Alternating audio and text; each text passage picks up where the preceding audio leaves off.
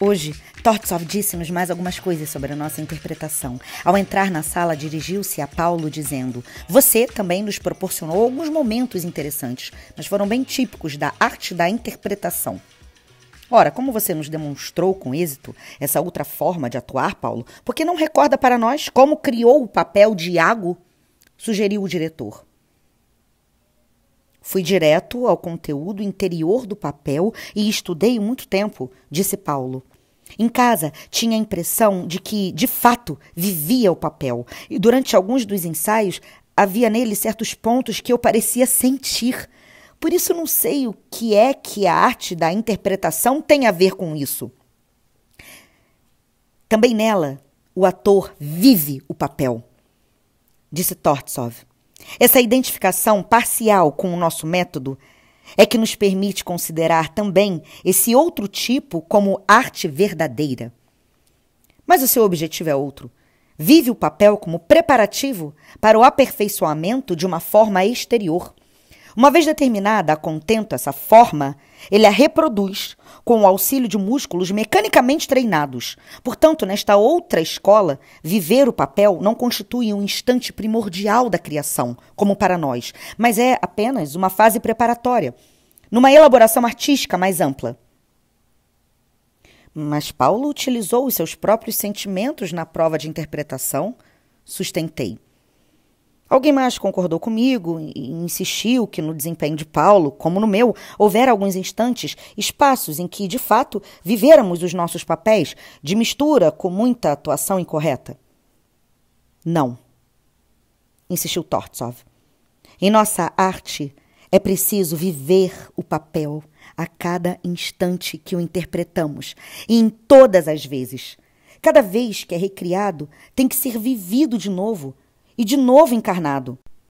Isso se aplica aos poucos momentos felizes da atuação de Kostya, mas na de Paulo não notei nenhum frescor na improvisação, nem no modo de sentir o papel. Pelo contrário, fiquei muitas vezes admirado com a exatidão e o acabamento artístico de uma forma e método de interpretar permanentemente fixados e produzidos com uma certa frieza interior. Confesso, entretanto, ter sentido nesses momentos que o original de que aquilo era apenas a cópia artificial tinha sido bom e verdadeiro. Esse eco de um processo anterior de viver o papel fez de sua atuação, em certos momentos, um legítimo exemplo da arte de interpretação. Como é que fui captar a arte da mera reprodução?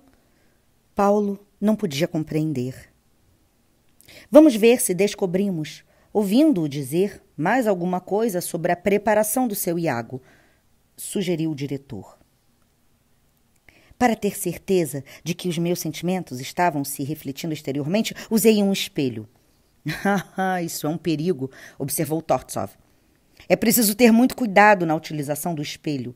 Ele ensina o ator a observar antes o exterior que o interior da alma, tanto em si mesmo quanto no papel. Mas, mesmo assim, ensinou-me a ver como o meu exterior refletia as minhas sensações, insistiu Paulo.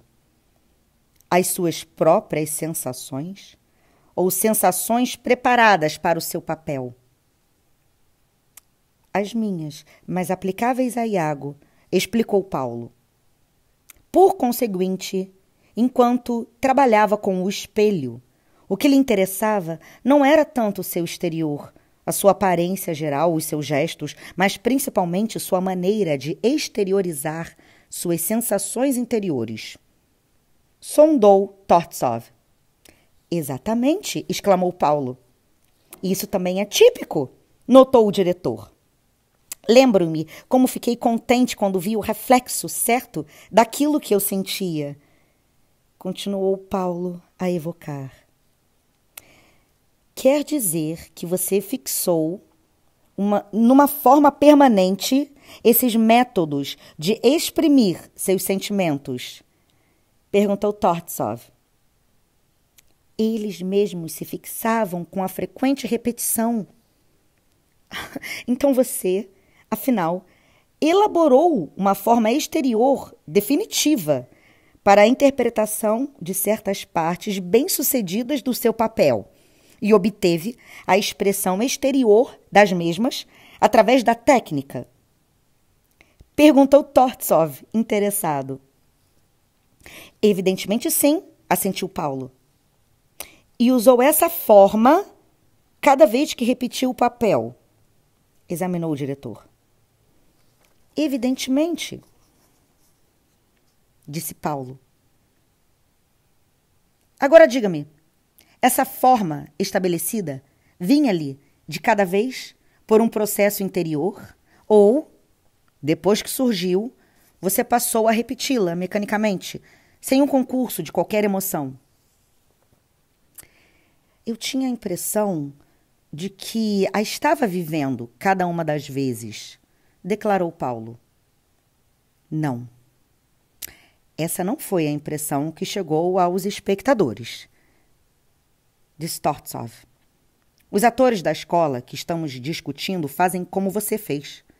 De início, sentem o papel, mas depois de o terem feito uma vez, não continuam a senti-lo de novo, apenas recordam e repetem os movimentos, entonações e expressões exteriores que haviam elaborado de início, executando essa repetição sem emoção. Muitas vezes, têm notável habilidade técnica e conseguem levar a cabo um papel com uso exclusivo da técnica e sem nenhum dispêndio de energia nervosa. Acham, de fato, frequentemente, que não é aconselhável sentir depois que já se decidiram sobre o padrão a adotar. Acham que terão mais certeza de dar a atuação correta se limitarem a recordar como fizeram da primeira vez que conseguiram realizá-la. Até certo ponto, isso se aplica aos trechos que distinguimos da sua interpretação de Iago. Tente lembrar o que aconteceu enquanto prosseguia com o trabalho. Paulo disse que não estava satisfeito com o seu trabalho noutros trechos do papel, nem com a aparência de Iago no espelho, e que finalmente tentou copiar um conhecido, cujo aspecto parecia sugerir um ótimo exemplo de astúcia e maldade.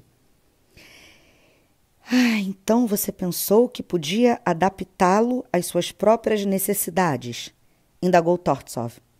Sim, confessou Paulo. Bem, e então? O que é que ia fazer com suas próprias qualidades? Para falar com franqueza, ia simplesmente adotar os maneirismos exteriores do meu conhecido. Reconheceu Paulo lealmente. Foi um erro gravíssimo, retrucou Tortsov. Você, a essa altura, caiu na pura imitação, que não tem nada a ver com a capacidade criadora. O que é que eu devia fazer? Perguntou Paulo. Antes de mais nada, devia ter assimilado o modelo. Isso é complicado. É preciso estudá-lo quanto à época, ao tempo, o país, as condições de vida, os antecedentes, a literatura, a psicologia, a alma, o sistema de vida, posição social e aspecto exterior. Além disso, há que estudar o caráter no que se refere aos costumes, modos, movimentos, voz, dicção, entonações. Todo esse trabalho em torno de sua matéria-prima permitir-lhe-á impregná-la com os seus sentimentos pessoais. Sem tudo isso, não haverá arte. Quando desse material emerge a imagem viva do papel, o artista da escola de interpretação transfere-a para si mesmo. Um dos melhores exponentes dessa escola, o célebre ator francês Coquelin, o Velho, descreveu concretamente a tarefa. O ator cria em sua imaginação o modelo e depois, exatamente como o pintor, toma cada um dos traços e o transfere não para a tela, mas para si mesmo. Vê o traje de Tartufo e ele próprio o enverga. Observa o seu andar e o imita. Vê-lhe a fisionomia e a si mesmo adapta. Adapta a ela o seu próprio rosto. Fala com a mesma voz que ouviu Tartufo empregar. Tem que fazer com que essa pessoa que compôs se movimente, ande, gesticule, escute e pense como Tartufo. Noutras palavras, tem que lhe entregar a sua própria alma. Pronto, o retrato resta apenas emoldurá-lo, isto é, pô-lo em cena. Então o público poderá dizer: este é o Tartufo, ou o ator não trabalhou bem.